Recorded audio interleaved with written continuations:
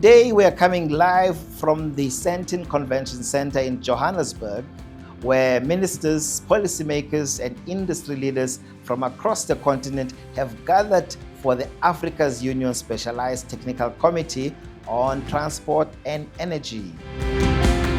This is not just a meeting, this is where Africa designs its future infrastructure. From across border transport corridors to energy systems that powers industries and homes, the decisions made here will define how Africa trades, grows and competes globally. Minister, we know that you've been looking for funding to really improve transmission and grid development. And now you want to also integrate those grids around, whether it's the SADC region and throughout Africa. What is the appetite to the investors out there? Because it's quite one thing of, as you said, Honorable, that generating is one thing, but to distribute that source of energy to really get into industry. What is the new approach? Is Africa going to take a particular one decision to do it as a single unit? Or even in the technology such as the nuclear, does Africa have one voice, whether we're going straight to nuclear, whether it's small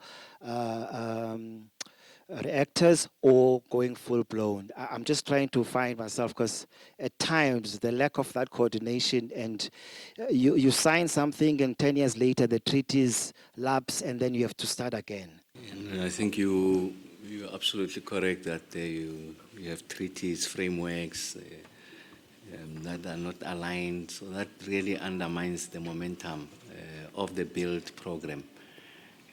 So first, I can't claim to be speaking on behalf of other sovereign jurisdictions, and the only reason why one of the reasons why we are organized under this umbrella is to allow for the AU to provide that stewardship, and in this instance is Her Excellency the Commissioner. So all that we can do is to deposit into a basket of ideas on how we can resolve this challenge. So we're not about to claim that South Africa knows it all, but there's a bit that we think we can share with our colleagues. The first one on the nuclear front is we are the only ones on the continent with 3 active nuclear reactors. Of course, Egypt is building about 4. We have Quebec, over 40 years of age.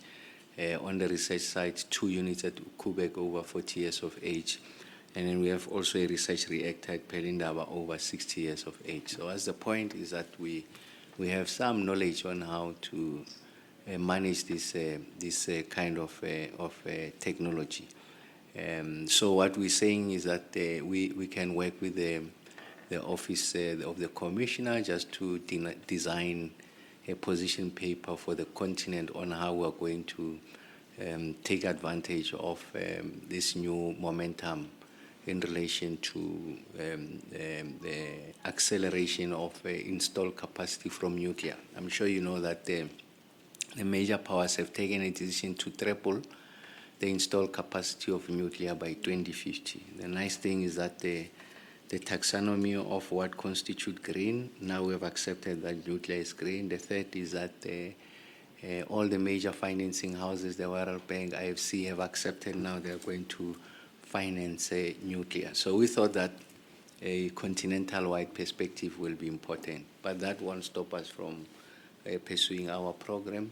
We have made it public that we have an intention to announce the new build program, the 5.2 gigawatts, but we can benefit a lot from having an Africa-wide approach, because between ourselves, Namibia and Niger, I think we've got close to 40% of uranium deposit, I think after Kazakhstan or one of those countries in the Far East. So we want to participate in the nuclear fuel cycle. We're already in mining. The deposits are here. It's other people who are mining it. They're taking out, but the nuclear fuel cycle, we want to mine, convert it from solid to gas, so participate in the conversion, enrichment.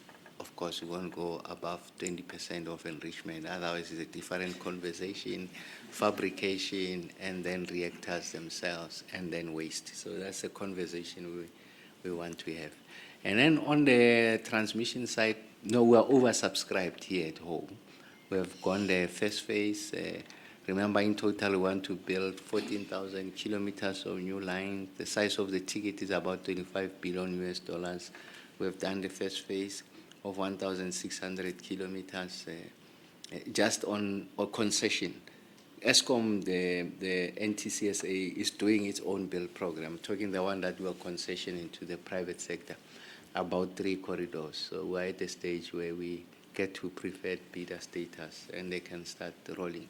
But you're asking an important question: how is that going to be financed? As I've made the point, we're not going to burden the fiscus. I think the matrix, the sovereign matrix, has deteriorated over time for both subjective and objective reasons. So it's not our intention to go to the Minister of Finance to stand sovereign, to stand as a backstop. We have designed what we call a credit guarantee vehicle that serves as a backstop. In the budget speech, Minister Godongwana committed 2 billion rands. The World Bank just approved 350 million US dollars, so about 5 billion rands. The IDC, I know through their governance structures, almost approved the TBSA. We're talking with Afreximbank just 2 days ago. So we're confident that we're going to capitalize it sufficiently, and that will allow the rollout in South Africa. We want to share that with our colleagues. We are not suggesting that's the only solution, but we are saying it's working for us, and we can think of an Africa-wide approach. Because of objective reasons, a lot of the jurisdictions don't have the sufficient sovereign balance sheet to support this investment, and that can stunt our ambition. So we're bringing these instruments. I know that in the conversations we've been having with this finance institution, we're not just making, of course, for now we're making the South Africa case, but we thought that we must broaden it. And these are African outfits, the AFDB, AFC, TBSA, IDC. I could be leaving others out.